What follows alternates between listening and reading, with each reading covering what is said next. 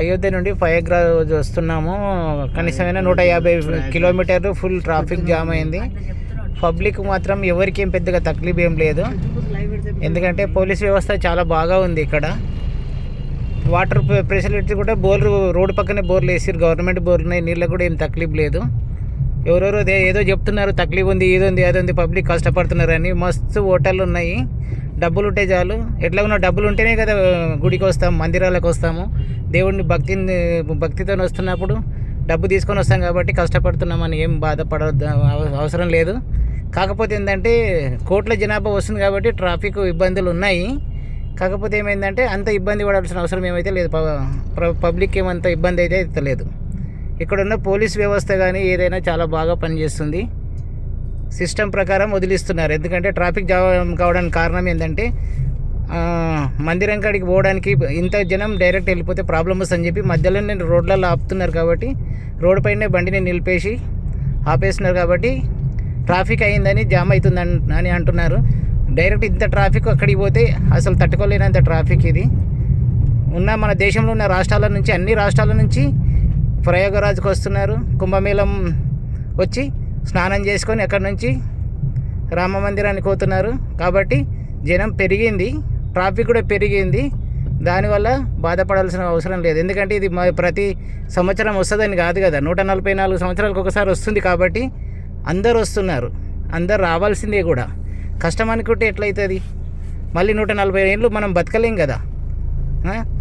బతకడానికి కోసం ఎంతో కష్టపడతాం.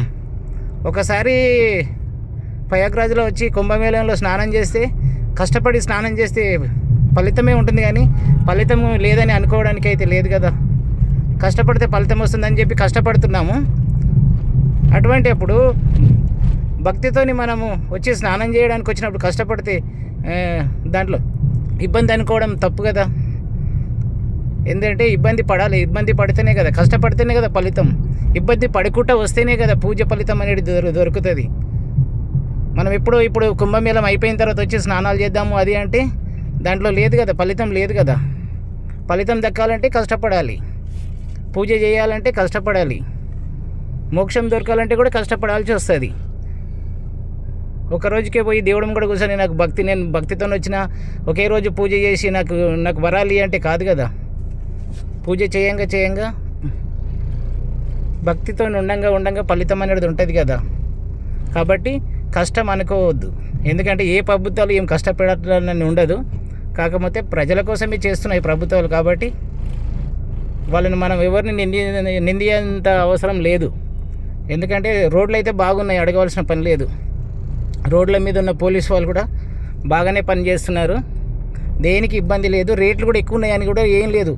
పాత రేట్లకే అన్నమే కానీ, వాటరే కానీ, వాటర్ బాటిల్సే కానీ ఇంతకుముందు ఏ రకంగా రేట్లు అమ్ముతారో అదే రేట్లు అమ్ముతున్నారు. రేటు కూడా పెంచి అమ్మడం లేదు.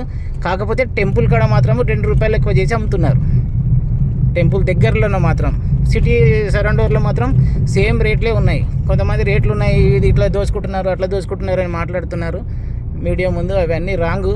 మేము ఎందుకంటే అనుభవిస్తున్నాం కాబట్టి, మేము వచ్చి ఇక్కడ తిరిగి పూజ కోసం వచ్చినాం కాబట్టి, ఇక్కడ అంతా చూస్తున్నాం కాబట్టి రియల్గా చెప్పగలుగుతున్నాం. ఎందుకంటే ప్రజలు ఇబ్బంది పడుతున్నారు, అది పడుతున్నారు, మీడియాలో మేము టీవీలో చూస్తున్నాం కాబట్టి అదంతా రాంగ్ విషయం. ఇబ్బంది పడడం అసలు లేదు. ఎందుకంటే మేము వచ్చినాం కాబట్టి చెప్తున్నాము. ట్రాఫిక్ మాత్రం అది వాస్తవమే. ట్రాఫిక్ లేదని అనడం, అంత కోట్ల జనాభా వచ్చినప్పుడు ట్రాఫిక్ ఉంటుంది.